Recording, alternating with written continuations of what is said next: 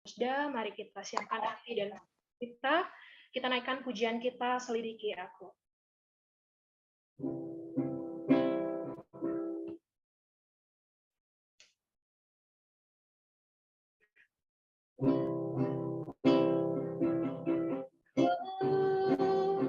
Terima kasih Tuhan, katakan bersama-sama, selidiki aku Tuhan. Selidiki aku, lihat hatiku Tuhan, lihat hatiku. Apakah ku sungguh mengasihimu, Yesus, Kau yang Maha Tahu dan menilai hidupku, tak ada yang tersembunyi bagimu. Kita ulangi pujian ini dengan semua dari awal. Selidiki aku, lihat hatiku, apakah ku sungguh mengasihimu, Yesus, Kau yang Maha Tahu, Kau yang Maha Tahu dan menilai hidup kami, dan menilai hidupku, tak ada yang tersembunyi bagi. Telah kulihat Tuhan, telah kulihat kebaikan-Mu yang tak pernah habis di hidup. Ku berjuang Tuhan, ku berjuang sampai akhirnya Kau dapati aku tetap setia. Selidiki aku, katakan. Selidiki aku, lihat hatiku Tuhan, lihat hatiku, apakah ku sungguh mengasihimu, Yesus, Kau yang Maha Tahu kami Tuhan, dan menilai hidupku, tak ada yang tersembunyi bagimu. Telah kulihat kebaikan-Mu yang tak pernah habis di hidupku. Ku berjuang sampai akhirnya Kau dapati aku tetap setia, Tuhan. Kau dapati kami Tuhan, kami datang ke hadirat-Mu Tuhan. Ini kami Tuhan, kebaikan Kau hanya untuk di dalam nama-Mu Tuhan. Kami bersyukur. Katakan sekali lagi, telah kulihat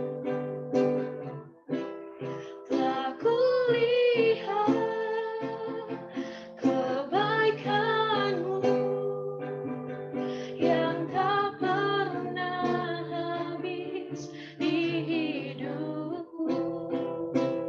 Ku berjuang sampai akhirnya Kau dapati aku tetap setia. Kulihat Tuhan,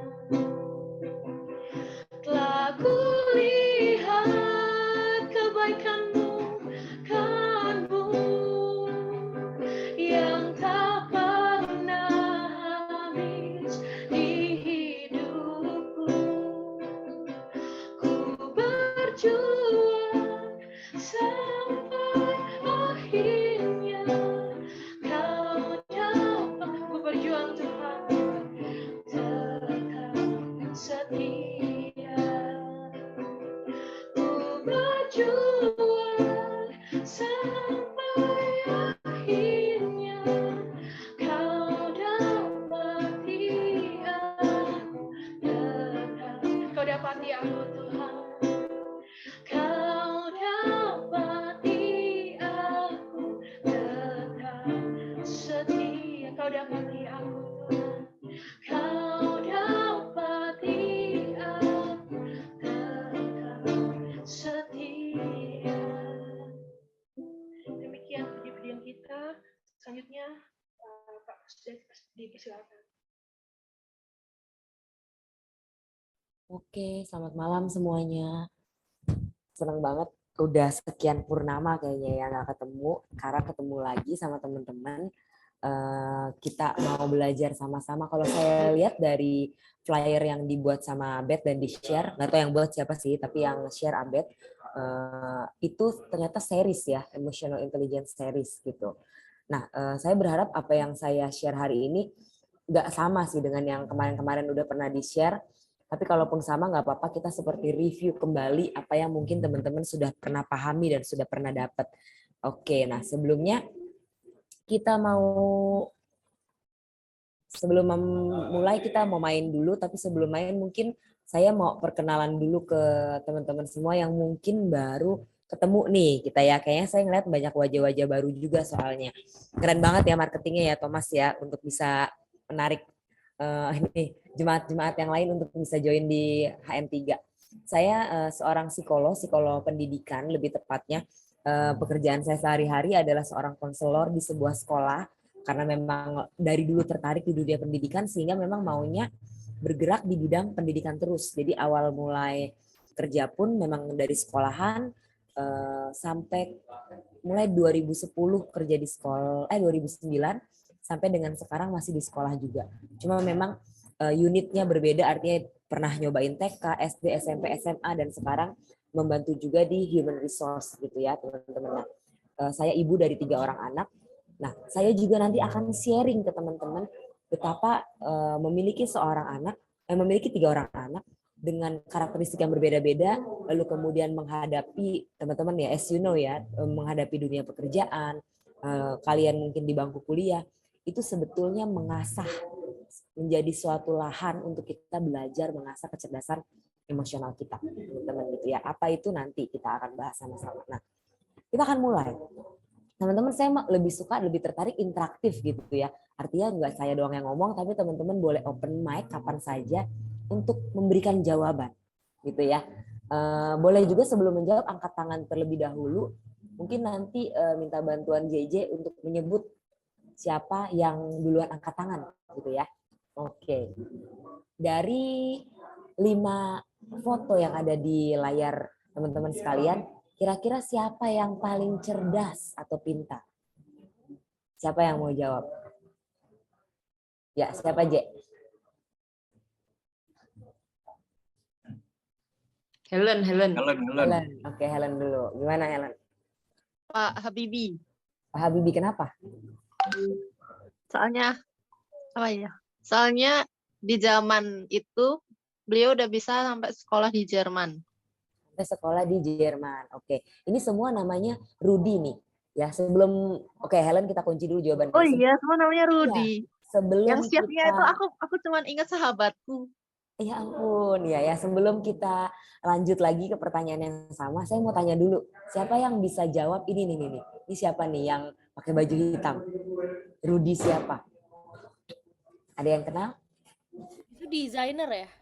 Pak, yuk Fani. Desainer Siapa, bukan sih?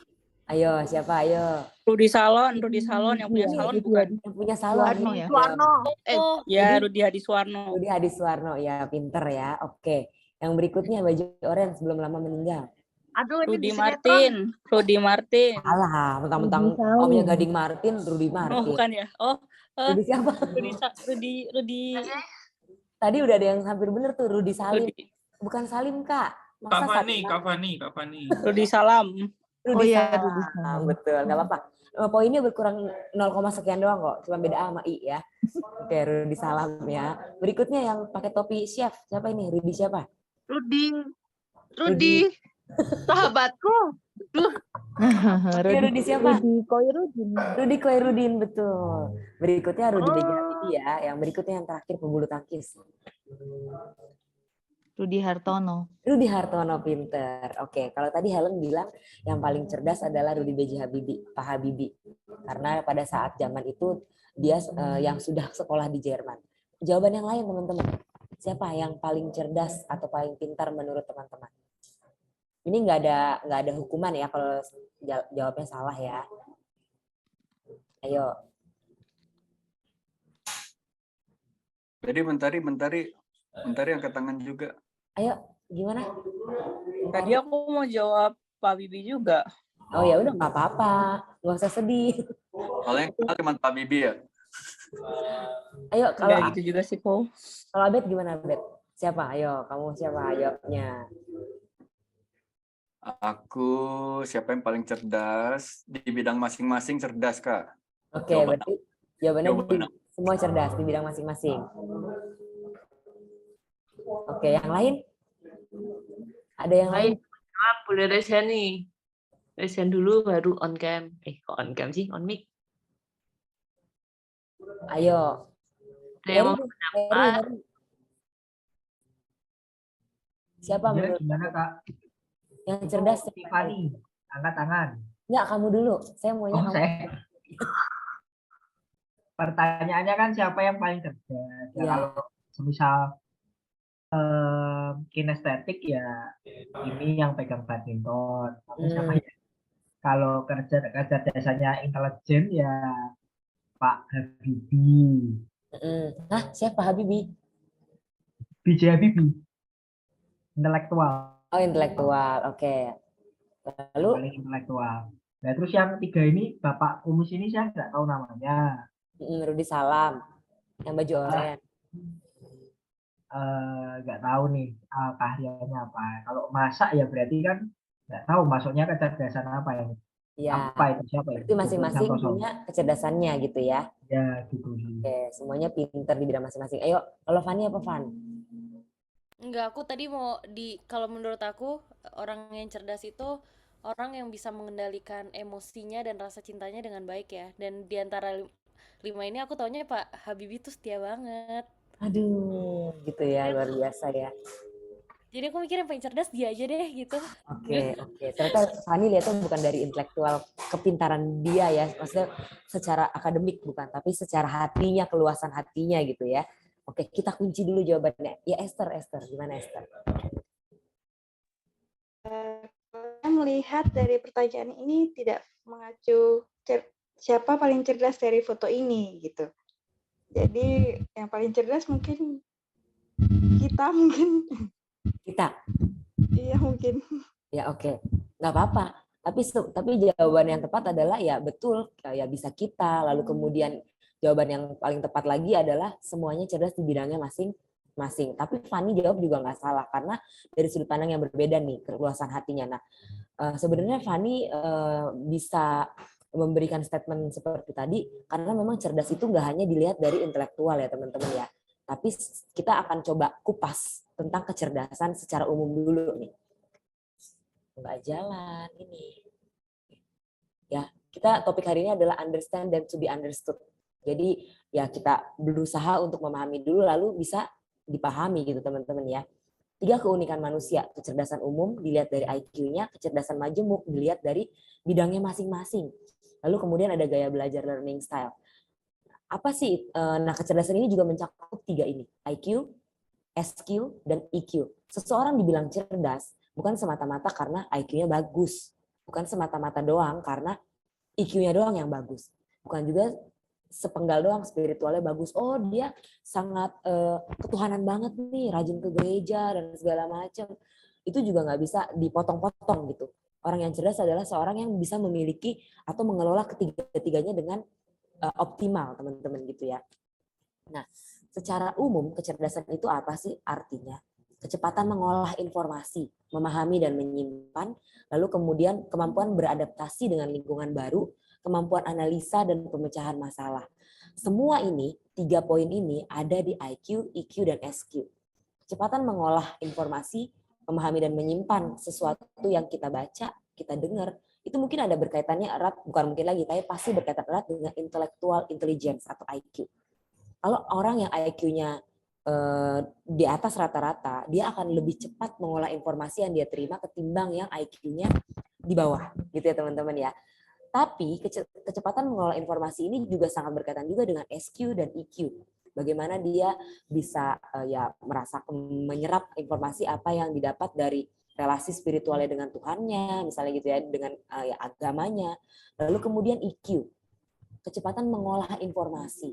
Ketika misalnya dia punya kecerdasan emosi yang baik, maka dia bisa melihat ini situasinya lagi gimana nih. Itu dia bisa paham, dia bisa menyimpan emosi yang kapan dia harus keluarin, kapan yang harus dia simpan, gitu teman-teman ya. Lalu berkaitan juga emotional intelligence ini berkaitan dengan adaptasi dengan lingkungan baru, sama menganalisa dan pemecahan masalah. Orang-orang yang EQ-nya baik, EQ-nya dianggap ya cerdas begitu ya, maka dia bisa beradaptasi, bisa menempatkan diri sesuai dengan konteksnya. Dan nggak cepet-cepet juga untuk langsung menggebu-gebu untuk meluapkan emosinya gitu ya, karena dia punya kemampuan untuk menganalisa dulu. Setelah menganalisa kira-kira masalahnya apa nih, lalu gimana caranya buat memecahkan masalah tersebut. Gitu ya teman-teman. Nah berikutnya, IQ itu ingat teman-teman, ini IQ nih ya. IQ itu hanyalah sebuah skor yang dihasilkan dari sebuah alat tes kecerdasan. Teman-teman pernah tes IQ ya pasti ya, ada yang pernah nyoba ya. Nah keluar kan angkanya berapa? Ini ada IQ skornya nih. Rata-rata tuh berapa, di atas rata-rata tuh berapa. Tapi di sini saya cuma mau bilang bahwa teman-teman jangan berpatokan pada angka IQ-nya. Kenapa? Karena kecerdasan seseorang tidak selalu linear dengan kesuksesannya orang itu. Jadi saya seringkali bawain edukasi kepada orang tua gitu ya di sekolah. Ketika anak-anaknya sudah tes IQ, kadang orang tua suka sibuk sendiri. IQ anak lu berapa? Mungkin tanpa kita sadari atau mungkin kita juga lupa, dulu orang tua kita juga mungkin pernah melakukan hal itu ya. IQ-nya koko kamu lebih tinggi daripada kamu. Berarti kamu kurang pinter. Kita nggak bisa label kayak gitu tuh teman-teman. Gitu ya. Karena kesuksesan seseorang tidak selalu bergantung dari besaran IQ. Gitu teman-teman ya. Tapi kecerdasan seseorang bergantung pada apa? Keseluruhannya. Bagaimana dia pinter, tapi ternyata dia gampang meluapkan emosi di berbagai tempat. Berarti ya dia belum tentu juga akan bisa mumpuni jadi orang yang sukses. Kenapa? Kalau orang yang sukses itu orang yang bisa mengendalikan dirinya juga, gitu ya teman-teman ya, bisa mengelola emosinya, bisa menempatkan bagaimana sesuai dengan konteksnya, gitu. Karena percuma ketika kita punya IQ yang tinggi, intelektual yang sangat tinggi yang baik. Contoh seperti Hitler deh. Hitler pinter gak teman-teman? Oh pinter banget dia, sangat cerdas. Tapi bagaimana keterampilan sosial dia dan keterampilan mengendalikan emosinya. Nah itu yang juga seringkali kita suka dengar ya, cerita-cerita tentang zaman dulu gitu, tentang bagaimana dia memperlakukan rakyat dan lain sebagainya. Maka kecerdasan emosi adalah salah satu bagian yang penting yang wajib dimiliki oleh kita individu. Masa sih kita kalau lihat binatang, siapa sih yang pelihara binatang? Ada yang pelihara anjing, teman-teman? Ya, mereka anjing-anjingnya bisa ditrain, ya bisa dilatih, benar kan?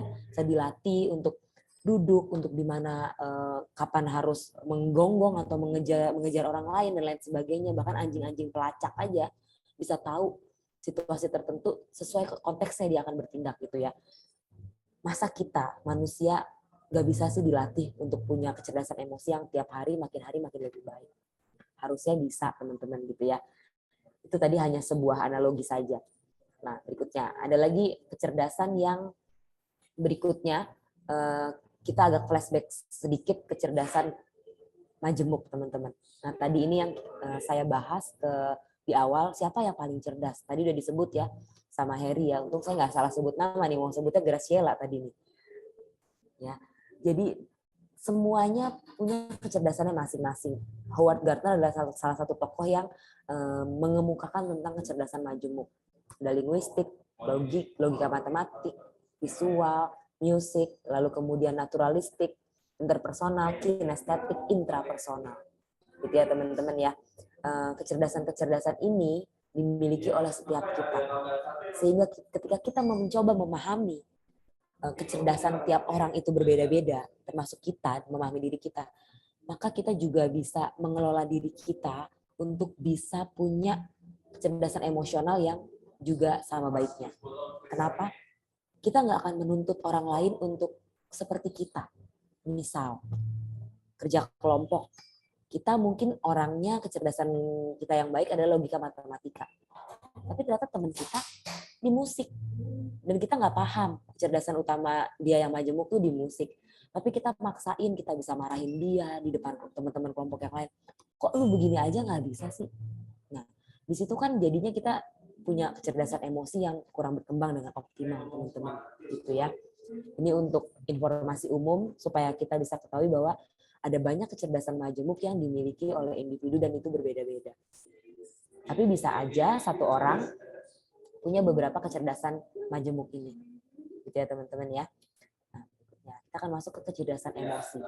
Sekarang pertanyaan berikutnya saya mau tanya ke teman-teman, apa sih kecerdasan emosi itu? Ada yang bisa bantu menjawab? Kecerdasan emosi itu apa ya? Saya mau menjawab, boleh raise hand? Siapa yang berani menjawab? Esther lagi. Silakan Esther.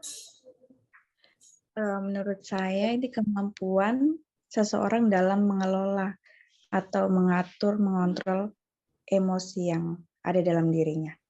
Itu aja, Ci. Thank you Esther. Kita kunci dulu jawabannya ya. Kemampuan untuk mengatur, mengelola emosi yang ada dalam dirinya. Yang lain? Ayo nggak usah takut. Nggak usah takut salah teman-teman. Mentari, silakan Mentari.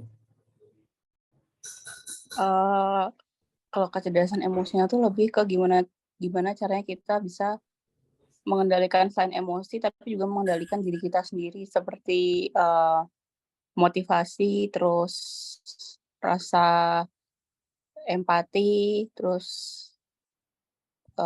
kinerja kita kayak gitu-gitu sih. Menurutku, Kak. Ada kata empati juga tadi ya. Oke, kita coba buka ya satu-satu.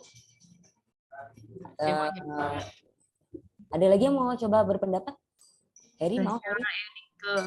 Heri. Kalau menurutku kecerdasan emosi itu bagaimana kita mengelola emosi di kondisi tertentu. Jadi kita pintar untuk menempatkan itu sih, menempatkan perasaan. Oke, thank you. Kita coba buka ya. Ini adalah definisi dari tokoh-tokoh beberapa kemampuan lebih yang dimiliki seseorang dalam memotivasi diri. Tadi ada tuh yang disebut yang memotivasi diri. Ketahanan dalam menghadapi kegagalan. Jadi resilience, mengendalikan emosi, menunda kepuasan, serta mengatur keadaan jiwa. Wow, ternyata seluas itu ya kecerdasan emosi ya. Tidak hanya berkaitan dengan, kebanyakan sih memang berkaitan dengan diri kita gitu ya. Tapi kalau diperhatikan, menghadapi kegagalan itu kan berarti kaitannya sama eksternal ya teman-teman ya. Faktor-faktor eksternal yang tidak langsung dari dalam diri kita yang seringkali men-trigger kita. Ketika kita bisa mengendalikan itu, menghadapi itu, ternyata kita bisa dianggap punya kecerdasan emosi yang optimal, teman-teman ya. Menunda kepuasan juga loh ternyata. Misalnya apa? Kita nih cewek-cewek tuh seringkali diperhadapkan pada dunia ini kan makin hari makin jahat ya teman-teman ya. Tapi jahatnya dunia ini tuh tidak langsung kasih nih racun nih buat kamu. Udah pasti kita akan tolak. Tapi seringkali yang dunia tawarkan adalah sesuatu yang menggiurkan. Apa? Contohnya shopping online. Padahal belum tentu itu perlu. Gitu ya teman-teman ya. Tapi ketika kita punya kemampuan bisa menunda untuk kepuasan, memuaskan diri kita, kita bisa dianggap juga punya kecerdasan emosi yang baik, teman-teman. Gitu ya. Terhadap sesuatu addiction. Ada, saya pernah nanganin klien, dia ini cowok, ternyata dia addict banget sama yang namanya apa tuh anime, teman-teman. Anime. Nah, anime itu sampai saking addiction-nya akhirnya ujung-ujungnya mengarah kepada pornografi. Kenapa begitu? Karena ada transfer spirit juga dari lagu-lagunya gitu ya. Lagu-lagunya selalu bercerita tentang alone, loneliness, terus kemudian dari gambar-gambar yang juga vulgar gitu ya. Ini bisa saking addiction-nya dia jadi mengarah kepada pornografi, teman-teman. Apalagi anime-anime itu juga banyak di komik-komik Jepang yang bisa dilihat sendiri kalau teman-teman mungkin pernah punya teman atau pernah terjerumus hal yang sama. Isi komiknya juga wow banget gitu ya, pakaian-pakaiannya dan lain sebagainya. Ketika kita belajar untuk mengelola dan menunda sampai addiction itu perlahan hilang, artinya kecerdasan emosi kita sedang berproses juga tuh untuk jadi lebih baik. Oke, berikutnya. Kemampuan lebih yang dimiliki seseorang dalam memotivasi diri, ini tadi udah ya. Yang berikutnya, kemampuan, keluarnya sama semua nih, kayak salah ini deh, salah copy paste. Oke, nah nanti kita akan bahas yang lainnya. Nah, yang pertanyaan terakhir, tambah usia lebih cerdas emosi, setuju apa enggak, teman-teman? Tambah usia lebih cerdas emosi, iya atau enggak? Ayo. Ada yang jawab tidak tentu, belum tentu, tergantung pengalaman, tidak. Oke. Umur 25 paling cerdas emosi. Coba nih, menarik nih. Thomas, gimana maksudnya? Enggak, ini narsis saja soalnya aku umur 25. Oke. Oke, banyak kan jawabnya tidak tentu ya, belum tentu, tergantung pengalaman. Mentari, coba bisa jelasin kenapa tergantung pengalaman? Karena kan tiap orang punya pembelajarannya masing-masing dalam hidup, Kak. Nah, ada yang pengalaman hidupnya itu bisa membuat dia lebih dewasa, lebih cerdas dalam segala hal, tapi ada juga yang dari pengalaman hidup dia nggak mengambil apa-apa, jadi ya gitu-gitu aja. Ataupun ada yang tidak pernah mengambil pengalaman apapun, jadi ya pengalamannya juga kurang kayak gitu. Ya, benar banget ya teman-teman. Jadi usia biologis itu tidak selalu berbanding lurus dengan level kecerdasan emosi seseorang. Ada gak yang masih usia di bawah kita tapi wah kecerdasan emosinya jauh lebih baik daripada kita? Oh banyak, gitu teman-teman ya. Ada nggak yang umurnya lebih tua tapi malah kayak kecerdasan emosinya kayak anak-anak? Banyak, gitu teman-teman ya, banyak.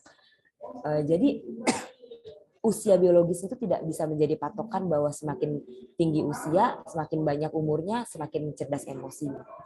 Betul tadi teman-teman beberapa udah sebutkan tentang pengalaman itu menjadi pembelajaran yang paling berharga. Maka sebelum teman-teman berkeluarga gitu ya teman-teman. Kenapa? Karena nanti akan punya anak. Akan kasih contoh buat anaknya. Sebelum sampai kepada tahap pernikahan, lebih baik cek dulu nih. Udah cerdas emosi belum? Gimana caranya? Tanya sama lingkungan paling dekat kalian dulu. Tanya sama teman-teman yang dekat. Kalau kita punya kemampuan intrapersonal yang cukup baik, maka kita bisa melakukan refleksi diri. Sudah cerdas secara emosi belum? Apakah gimana caranya? Bikin jurnal, teman-teman. Bikin jurnal, ditulis hari ini ngapain aja ya? Apa yang aku gagal ya hari ini ya? Kelola emosinya ya. Oh ternyata tadi kesenggol dikit sama temen, aku udah tabok dia misalnya gitu ya. Baru kesenggol, udah nabok. Gimana kalau kesandung sengaja di kaki temen sama kaki temen gitu ya. Mungkin udah terbang kali temennya gitu ya teman-teman ya.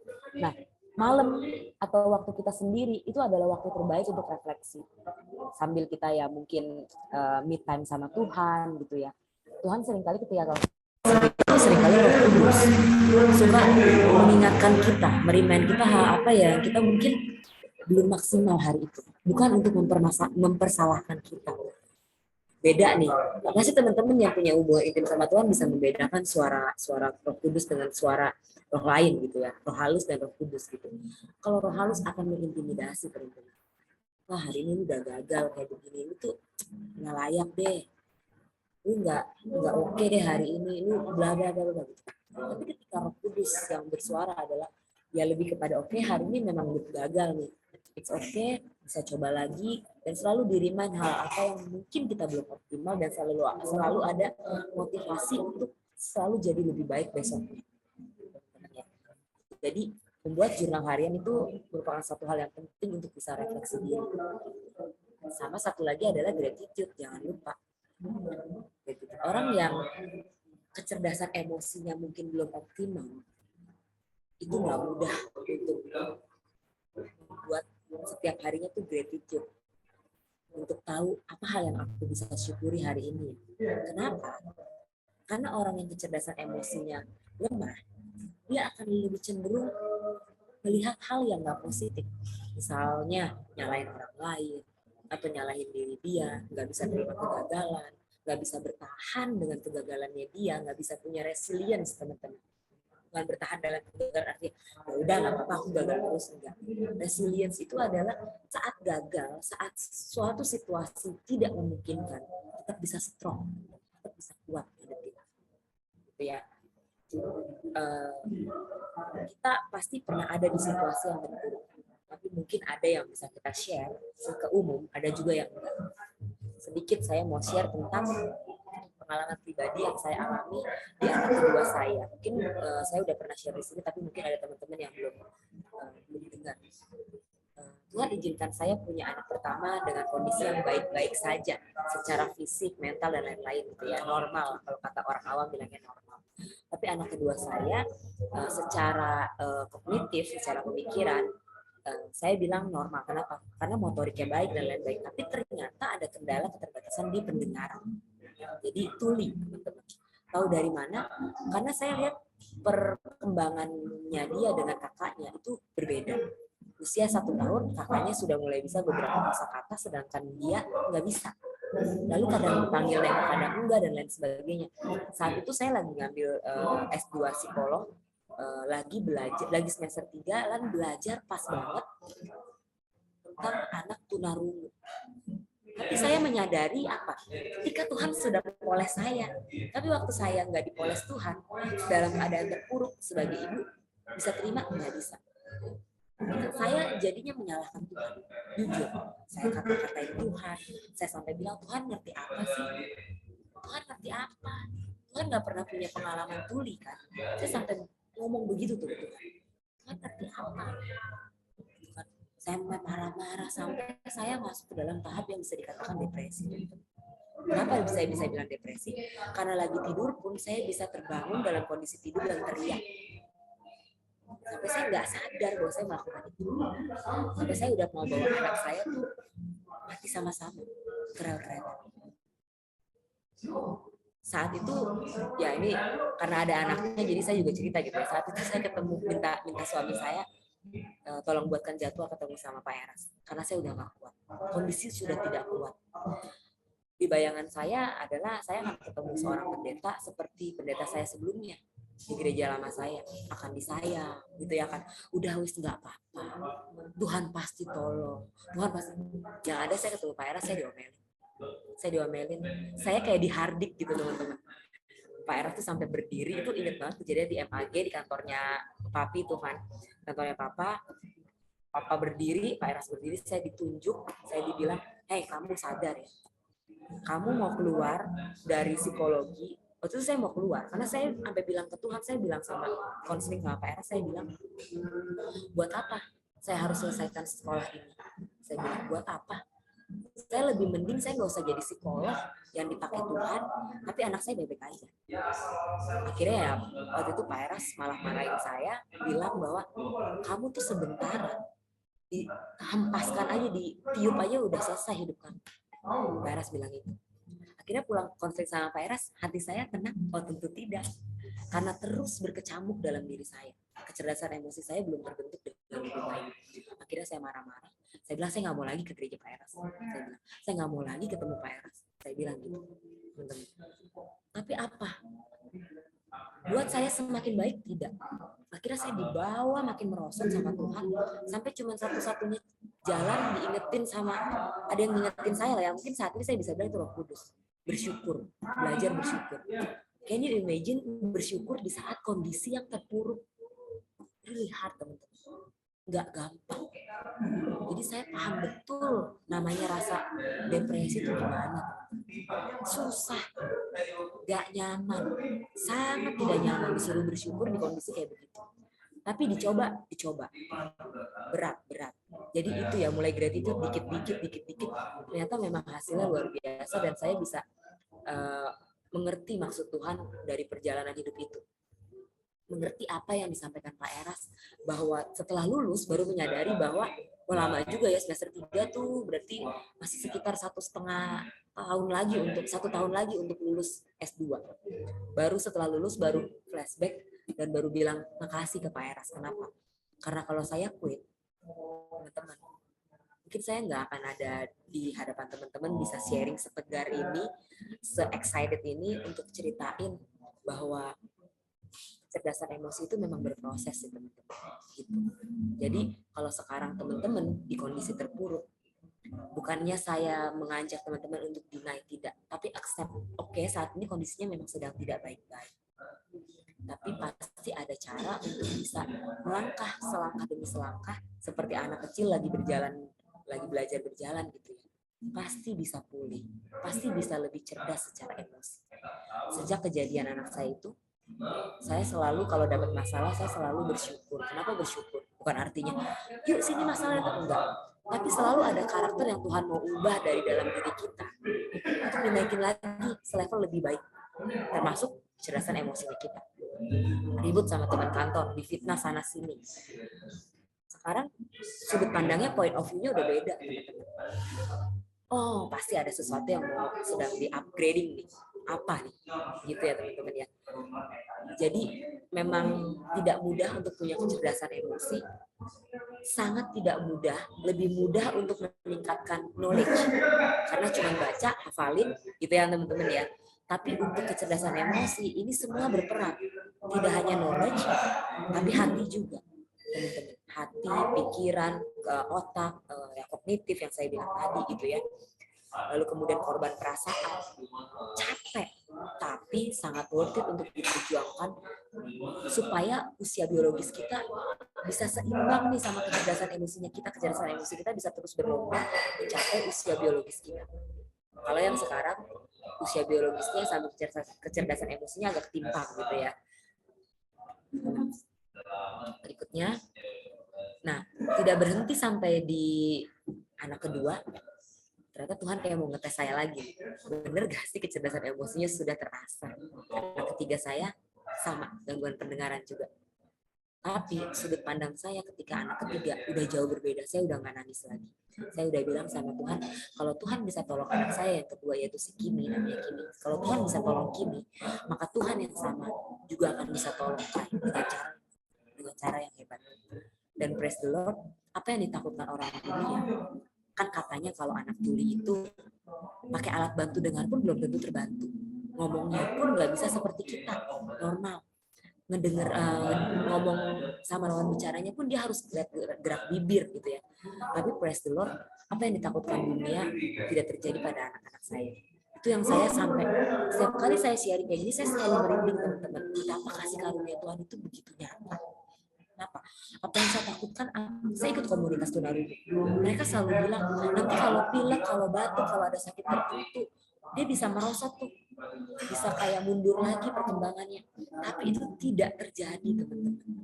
Saya sampai setiap kali ada yang ngomong itu, saya bilang, saya nggak pernah masuk ke itu, saya nggak pernah internalisasi itu ke dalam diri saya gitu ya. Saya selalu bilang, nggak, Tuhan pasti tolong. Tergantung bagaimana juga kita punya point of view ya, karena punya iman itu kan gak hanya ngomong saya beriman, tapi dari perbuatan. Artinya apa? Terus memotivasi, terus dilatih anaknya dan lain sebagainya macam. Biasanya orang terapi itu panjang sekali durasinya. Ini anak kedua saya cuma 4 bulan, lalu dia bisa fasih sekarang berbicara seperti kita yang normal. Mendengar pun dengan teman-teman lingkungannya, guru mengajar di sekolah reguler, dia ikut sekolah reguler ya, bukan sekolah khusus. Guru kan pakai masker semua, dia bisa tanpa harus melihat gerak bibir. Demikian juga anak yang ketiga. Jadi itu yang selalu saya sampaikan ke orang-orang bahwa apa yang kita alami pasti Tuhan punya rencana. Dan salah satunya adalah membuat kita lebih cerdas emosi. Jadi please mulai malam ini ketika besok ketemu masalah, jangan langsung juga reaktif teman-teman. Tapi proaktif. Tanya Tuhan, apa maksudnya? Refleksi diri, apa yang dalam diri kita yang masih mau Tuhan perbaiki ya? Makanya dikasih masalah itu. Jadi Tuhan bukan yang nggak sayang, justru karena terlalu sayang, dia mau supaya kita lebih cerdas emosi, nggak emosinya di situ-situ doang, kecerdasan. Gitu ya teman-teman ya. Jadi kalau saya mungkin dulu quit, nggak lanjutin S2 dan nggak mendengarkan apa kata Pak Els, mungkin saat ini saya nggak bisa menjadi psikolog yang bantu nggak nanganin klien-klien dengan masalah kurang lebih sama apa? Anak-anak dengan special needs, orang tuanya pasti kan pernah mengalami perasaan yang sama dengan yang saya rasakan. Saya ingat banget dosen saya dulu bilang, jangan pernah keluar. Apa yang kamu alami ketika kamu sudah lulus jadi seorang psikolog, konselor, Tuhan akan kirimkan kamu klien-klien dengan kondisi yang pernah kamu alami. Dulu saya denial, tapi setelah beneran sekarang pelayanan dan sebagainya jadi psikolog beneran, ternyata bener. Tuhan kirim ke saya banyak orang tua dengan anak kebutuhan khusus. Kenapa? Karena saya mungkin udah ngalamin, jadi empatinya itu dapat. Nah, berkaitan dengan kecerdasan emosi. Tadi ada teman-teman yang ngejawab tentang empati, teman-teman. Empati, betul banget. Ini adalah tahapannya ya teman-teman, aspek-aspek di dalam kecerdasan emosi. Ada empati. Kalau kecerdasan emosi kita sudah makin berkembang dengan lebih optimal, maka juga akan tumbuh yang namanya empati. Sebelum kita bertindak, udah ada hati yang kayak bisa merasakan apa yang dirasakan orang lain. Empati itu lebih deep daripada simpati, teman-teman. Gitu ya. Lebih bisa menempatkan ya kacamata orang lain bisa kita pakai. Kita bisa merasakan sepatunya orang lain, mungkin kita bisa pakai. Kita bisa rasakan, walaupun kita belum tentu bisa berjalan dengan sepatunya dia, tapi dengan masukin kaki kita ke sepatu dia, kita jadi paham, oh rasanya begini tuh, oh nggak nyaman, gitu ya. Nah, aspek-aspek dari emotional intelligence ini ada recognition who I am sebelum kepada sosial. Jadi ini untuk menyadarkan pengakuan bahwa the ability to recognize and understand your moods sebelum kita berusaha memahami orang lain. Kita harus latihan dulu untuk self awareness. Kalau kita lagi sedih, kita lagi kesel, kita lagi marah, apapun itu, kita paham nggak perasaan itu tuh apa sih? Banyak loh orang yang nggak paham. Ini perasaan bersalah, perasaan aku kesel, marah, sedih atau happy ya. Banyak orang yang nggak sadar. Gitu ya. Karena apa? Kita belum nggak bisa langsung menjudge orang itu nggak aware sama dirinya. Ini semua memang dari lingkungan juga, dari pola asuh gitu ya, dari support system. Kebetulan support system saya baik saat saya depresi. Akibatnya apa? Akhirnya apa? Dampaknya apa? Ya saya bisa menerima diri saya. Saya merasa diterima. Ketika support system kita baik, banyak yang mendukung, maka kita akan lebih cepat pulih daripada yang support systemnya tidak baik. Ya. Support system nggak baik itu kayak gimana sih? Kita malah di-blaming. Mungkin kalau satu support system saya nggak baik, mungkin saya akan dibilang, pasti kamu nggak jaga kehamilan kamu, pasti kamu begini menjadi ibu nggak gini. Pasti. Akibatnya apa? Makin terpuruk saya. Gitu ya. Jadi caranya gimana self awareness? Bikin jurnal, teman-teman. Tadi punya waktu sendiri itu sangat perlu sih. Bukan artinya menyendiri terus ya, bukan. Punya waktu sendiri, berdiam diri, refleksi diri itu perlu. Aku lagi kenapa ya hari ini ya, dan lain sebagainya. Gitu ya. Baru recognition ke sosial. The ability to understand the emotional makeup of other people, skill in treating people according to their emotional reactions. Kalau kita sudah memahami diri kita, biasanya kita juga bisa belajar untuk bisa memahami sosial kita seperti apa. Rasa empati kita sudah mulai tumbuh. Caranya gimana? Apakah dengan diam diri doang? Nggak bisa. Makanya manusia itu kan makhluk individual dan makhluk sosial ya teman-teman ya. Artinya kita perlu bersinggungan dengan orang lain. Bukan berarti ribut yuk, masuk mau ribut yuk sama lu, bukan begitu. Tapi kita harus memberanikan diri terjun ke dalam komunitas, proaktif, inisiatif untuk ikut misalnya panitia, ikut organisasi yang ada di gereja, mungkin atau ada di tempat kerja, di kampus dan lain sebagainya. Tujuannya apa? Kita bisa kenal berbagai macam karakter orang, kita bisa lihat observasi konteksnya apa yang sedang terjadi. Kita bisa tangkap reaksi-reaksi orang, observasi dulu nih gitu ya, baru kita bisa tahu apa sih yang kita bisa lakukan, gitu ya. Jangan lupa juga ketika sudah bersinggungan dengan sosial, untuk melatih kecerdasan emosi kita, minta feedback dari orang lain. Tadi gue lakuin, tadi gue omongin, salah nggak sih menurut lu? Gimana sih? Kayak gitu tuh teman-teman ya. Cari orang-orang yang bisa dipercaya untuk bisa membantu. Maka pergaulan yang buruk bisa merusak kebiasaan yang baik. Tapi bukan berarti juga kita terlalu sorahani. Artinya aku nggak mau temenan sama lu karena kelakuan lu buruk. Enggak juga. Karena Tuhan juga mau kita jadi garam dan terang dunia ya. Artinya tetap butuh teman dekat yang positif untuk bisa kasih feedback kita. Tapi bukan berarti juga kita terlalu ngejauhin orang-orang yang mungkin gimana ya, merugikan dan sebagainya. Ya itu jangan langsung terlalu kelihatan, oh enggak, aku gak mau teman sama kamu. Enggak juga. Kadang-kadang, atau bukan kadang-kadang doang, seringkali Tuhan mengirimkan orang-orang yang dalam tanda kutip menyebalkan untuk membuat kita jadi lebih baik. Ya. Kevin, angkat tangan, ada yang mau ditanya?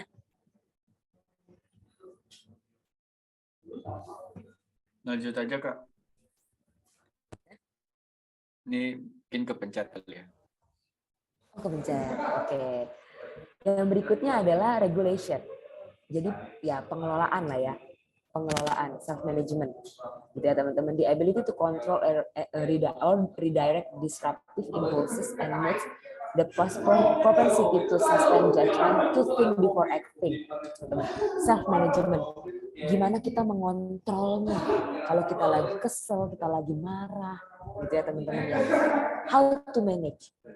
Sebelum kita manage sosial, maka kita manage diri kita dulu. Ya teman-teman ya. Oke.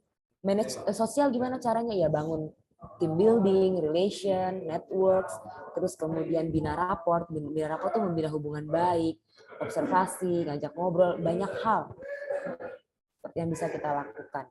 Oke, next. Nah, ini contoh-contohnya nih teman-teman. Kalau kita sudah punya self awareness, maka kita bisa tunjukin bahwa kita lebih confidence. Gitu ya teman-teman ya. Karena apa? Karena kita sudah tahu kelemahan dan kekuatan dan kelemahan kita apa. Maka kita akan lebih percaya diri lagi tampil. Social awareness ditunjukkan dengan apa yang tadi? Empathy. Oke. Lalu self management ya self control. Lalu kemudian ada social skill, kita bisa mempengaruhi orang lain, persuasif orang lain untuk bisa jadi lebih baik karena kehadirannya kita. Contoh, orang pada ribut-ribut, kita diem aja gitu ya. Mungkin saat itu skill kita belum ada. Tapi kalau kita merasa sudah bisa bantu lingkungan untuk jadi lebih baik, jangan diem-diem aja teman-teman. Contoh, bullying yang terjadi di sekolah atau di kampus. Kalau kita diem aja ngeliatin tanpa berbuat sesuatu, sebetulnya kita sedang jadi pembuli yang pasif. Ada hal yang kita bisa lakukan apa? Ya, mungkin kita bisa lapor ke lecturer kita, atau kita bisa cari bantuan dan lain sebagainya. Seperti itu ya teman-teman. Next. Ini ada beberapa contoh, teman-teman bisa lihat yang emosionalnya low, itu cenderung agresif. Ini yang merah ini orang-orang D nih, orang-orang dominan. Teman-teman pada yang pernah tahu DISC? Jadi tes DISC itu untuk tahu dia orangnya dominan, D ini dominan, I itu influence. Influence itu ada sebenarnya keterangannya ya. Influence tuh easy going person, and then dia tuh lebih ke people oriented, lalu lebih kayak nggak ada lu nggak rame, istilahnya gitu tuh. Nah, terus yang hijau ini S, steadiness teman-teman ya. Jadi orang yang ya pasif, slow aja dan lain sebagainya, diem lah, misalnya yang kalem. Kalau C ini compliance, orangnya yang critical gitu. Orang DISC teman-teman ya, yang punya low emotional intelligence, kalau orang D dominan dia akan cenderung tampil sebagai orang yang agresif, nuntut, ngebosi, orang yang frontal gitu ya, sukanya mengkonfrontasi dan lain sebagainya. Tapi kalau kecerdasan emosinya sudah baik, dia akan tumbuh jadi orang yang tetap dominan, tidak merubah kepribadiannya, tapi cara, the way of thinking, the way of reaction, the way of bagaimana berperilaku akan lebih baik, asertif. Tetap bisa gak menyampaikan rasa marahnya? Bisa, tapi secara asertif. Saya marah loh, saya nggak suka karena kamu begini-begini, tapi bukan agresif, karena agresif itu merusak teman-teman ya. Lalu apalagi ya, bisa membuat sebuah keputusan yang bijaksana gitu. Orang yang I gimana?